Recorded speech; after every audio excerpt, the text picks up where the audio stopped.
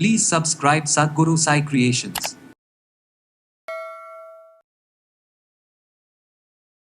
வறண்ட தன்மை இருக்கக்கூடிய உணவுகளை நம்ம எடுத்துக்கும் பொழுதும் சருமத்திலும் ஒரு வறண்ட தன்மையானது ஏற்படுது. இது சரி செய்கிறதுக்கு நம்ம என்ன பண்ணலாம்? சருமத்தில் பாதிப்பு ஏற்பட்டு பொலிவு இல்லாமல் சருமத்தில் அதிகமான சுருக்கங்கள் இருக்கிற மாதிரி இருக்கும். ஸோ ஹெப்படோமெகாலி அண்ட் ஸ்ப்ளீனோமெகாலி அப்படின்னு சொல்லுவாங்க. நமக்கு கல்லீரல் மண்ணீரல் இரண்டுமே வீக்கம் இருந்துச்சுன்னா எங்கெல்லாம் நமக்கு அதிகமான ட்ரை ஸ்கின் இருக்கோ சுருக்கம் இருக்கோ அந்த இடத்துல நம்ம அப்ளை பண்ணிக்கிட்டே வரணும். அல்சர் சம்மந்தப்பட்ட பிரச்சனையோ வயிறு சம்மந்தப்பட்ட பிரச்சனையோ முற்றிலுமாக இதயம் தொடர்பான பிரச்சனைகள் இருக்கிறவங்க கொஞ்சம் கொஞ்சமாக நம்ம சருமத்தில் இருக்கக்கூடிய டெட் செல்ஸ் எல்லாமே உதிர ஆரம்பித்து பொலிவான ஒரு சருமமானது நமக்கு கிடைக்க ஆரம்பிக்குது.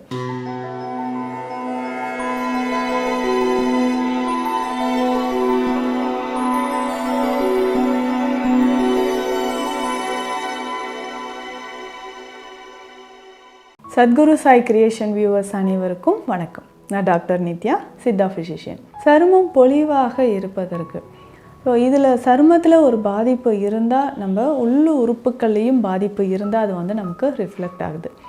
பொதுவாக நிறைய பேருக்கு இந்த ட்ரை ஸ்கின் ப்ராப்ளம் இருக்கும். இந்த ட்ரை ஸ்கின் அப்படின்னு சொல்கிறது வறண்ட சருமம் எதனால் ஏற்படுது அப்படின்னு பார்த்தோம்னா பொதுவாகவே நம்ம உண்ணக்கூடிய உணவு, சாப்பிடக்கூடிய உணவில் நிறைய மாற்றங்கள் இருந்துச்சுன்னா, அதாவது ரொம்ப ட்ரை ஃபுட்ஸே நம்மளும் சாப்பிட்றோம். ஸோ வறண்ட தன்மை இருக்கக்கூடிய உணவுகளை நம்ம எடுத்துக்கும் பொழுதும் சருமத்திலும் ஒரு வறண்ட தன்மையானது ஏற்படுது.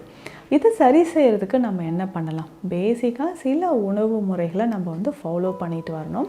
அதுலேயும் இந்த சருமத்திற்கு பொலிவு தரக்கூடிய வறட்சி தன்மை இல்லாமல் சருமம் பார்ப்பதற்கு அழகாக இருப்பதற்கு என்னென்ன மூலிகைகளை நம்ம பயன்படுத்தலாம், உணவு முறையில் என்ன மாற்றங்கள் செய்யலாம்.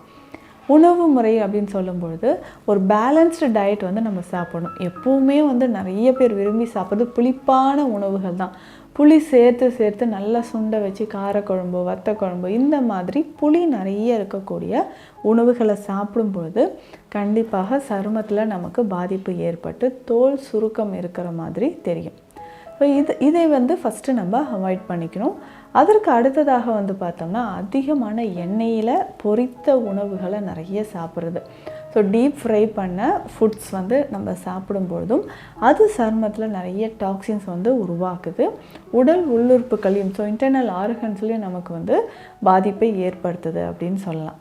ஸோ இதை தாண்டி ரொம்ப ஸ்ட்ரெஸ் ஆர் டிப்ரெஷனில் நீண்ட நாட்களாக உறக்கம் இல்லாமல் இருக்கக்கூடிய நபர்கள் இவர்களுக்குமே என்ன ஆகுது அப்படின்னு பார்த்தோம்னா சருமத்தில் பாதிப்பு ஏற்பட்டு பொலிவு இல்லாமல் சருமத்தில் அதிகமான சுருக்கங்கள் இருக்கிற மாதிரி இருக்கும். இப்போ பேசிக்காக நம்ம உடல் உஷ்ணம், அதாவது பித்தம் அப்படின்னு சொல்கிறோம் இல்லைங்களா, பித்தம் அதிகமாகும் பொழுதும் உடலில் இந்த மாதிரி சருமத்தில் வறட்சி தன்மை ஏற்படும். ஆனால் கருமை நிறத்தில் திட்டாக ஏற்படுறது வாதம் அதிகமானால் வரக்கூடியது. ஸோ இதை அடிப்படையாக வைத்தும் நமக்கு சருமத்தில் வரக்கூடிய பாதிப்புகள் அப்படின்றது கொஞ்சம் கொஞ்சமாக மாற்றமானது ஏற்படுது. இதை பேசிக்காக சரி செய்கிறதுக்கு இப்போ பித்தம் அதிகரித்து நம்ம சருமம் ரொம்ப ட்ரையாக இருந்தாலும் வாதம் அதிகரித்து கருமை நிறம் அடைந்தாலும் இதற்கு பேசிக்காக சந்தனாதி சூரணம் அப்படின்ற மருந்து இருக்குது. சித்த மருத்துவத்தில் இந்த மருந்து சந்தனாதி சூரணம் அப்படின்ற மருந்து பொதுவாகவே நிறைய பிரச்சனைகளை நம்ம உடல்ல தீர்க்கக்கூடியது அப்படின்னு சொல்லலாம். முக்கியமாக பார்த்தோம்னா நம்ம உடல், அதாவது நமக்கு கல்லீரல் தொடர்பான பிரச்சனைகளும் மண்ணீரல் தொடர்பான பிரச்சனைகளும் ஒரு சிலருக்கு பார்த்தோம்னா ரெண்டுமே வீக்கமாக இருக்கும். ஸோ ஹெப்படோமெகாலி அண்ட் ஸ்ப்ளீனோமெகாலி அப்படின்னு சொல்லுவாங்க. நமக்கு கல்லீரல் மண்ணீரல் இரண்டுமே வீக்கம் இருந்துச்சுன்னா நிச்சயமாக பாதிப்புகள் ஏற்படும். உடலில் நீர் கோத்த மாதிரியோ நுரையீரலில் தண்ணீர் சேர்ந்த மாதிரியோ இருக்கும். ஸோ இதை சரி செய்கிறதுக்கு இந்த சந்தனாதி குடிநீர் அப்படின்ற மருந்தோ இல்லை சந்தனாதி சூரணம் என்ற மருந்தோ நம்ம பயன்படுத்தலாம். குடிநீர் அப்படின்னு சொல்கிற மருந்து நம்ம கஷாயம் மாதிரி ஒரு ஸ்பூன் அளவு எடுத்து போட்டு ஒரு 2 கிளாஸ் தண்ணீர் விட்டு நல்லா கொதிக்க வச்சு வடிகட்டி குடிச்சிடணும். அதே மாதிரி சந்தனாதி சூரணம் அப்படின்ற மருந்து ஒரு 1/2 ஸ்பூன் அளவுக்கு எடுத்து நம்ம பால் அல்லது தண்ணீரில் கலந்து குடிக்கணும். ஸோ இந்த மாதிரி குடிக்கும் பொழுது உடலில் இருக்கக்கூடிய அதிகப்படியான பித்தமும் குறையும், வாதமும் குறைந்து கொஞ்சம் கொஞ்சமாக நம்ம சருமத்தில் இருக்கக்கூடிய டெட் செல்ஸ் எல்லாமே உதிர ஆரம்பித்து பொலிவான ஒரு சருமமானது நமக்கு கிடைக்க ஆரம்பிக்குது. ஸோ இதனோட சேர்த்து வேறு என்ன பயன்படுத்தலாம்? எக்ஸ்டர்னலாக வெளிப்பிரயோகமாக நம்ம பயன்படுத்தக்கூடிய சில ஃபேஸ் பேக் இருக்குது. ஸோ இது உடல் முழுவதும் கூட நம்ம அப்ளை பண்ணிக்கலாம். ஸோ வாரம் ஒரு முறை உடல் முழுவதும் நல்லா அப்ளை பண்ணிவிட்டு அதுக்கப்புறம் நம்ம குளிச்சுட்டு வரலாம். ஸோ முகத்திற்கு நம்ம அப்ளை பண்ணக்கூடியது முக்கியமாக பார்த்தோம்னா இந்த சில மூலிகைகளை மட்டும் செலக்ட் பண்ணி நம்ம யூஸ் பண்ணிக்கலாம். இதில் முக்கியமாக கடுக்காய். ஸோ கடுக்காய் அப்படின்னு சொல்லக்கூடிய மூலிகை பல நோய்களை நமக்கு உடல்ல இருந்து அகற்றக்கூடியது. அதில் முக்கியமாக சர்க்கரை நோயை விரட்டக்கூடிய மூலிகைகளில் கடுக்காயும் ஒரு முக்கியமான மூலிகை சொல்லலாம். கடுக்காய் பொடி நமக்கு தேவைப்படுது. அதுக்கப்புறம் செஞ்சந்தன பொடி. இப்போ இதுவுமே மார்க்கெட்டில் அவைலபிளாக இருக்கும். இந்த செஞ்சந்தன பொடியை வாங்கி வச்சுக்கணும். அதுக்கப்புறம் பார்த்தோம்னா ஆரஞ்சு தோல் பவுடர். ஸோ ஆரஞ்சு தோல் பொடியும் நம்ம வாங்கி இதனோட வச்சுக்கணும். கஸ்தூரி மஞ்சள் கொஞ்சம். ஸோ இது எல்லாமே நம்ம சொன்ன ரேஷியோ படி எடுத்து நல்லா கலந்து எடுத்து வச்சிடணும். ஸோ இதை தினந்தோறும் கொஞ்சமாக தயிரோடு மிக்ஸ் பண்ணி ஃபேஸில் நமக்கு கழுத்து பகுதிகளில் எங்கெல்லாம் நமக்கு அதிகமான ட்ரை ஸ்கின் இருக்கோ, சுருக்கம் இருக்கோ, அந்த இடத்துல நம்ம அப்ளை பண்ணிக்கிட்டே வரணும்.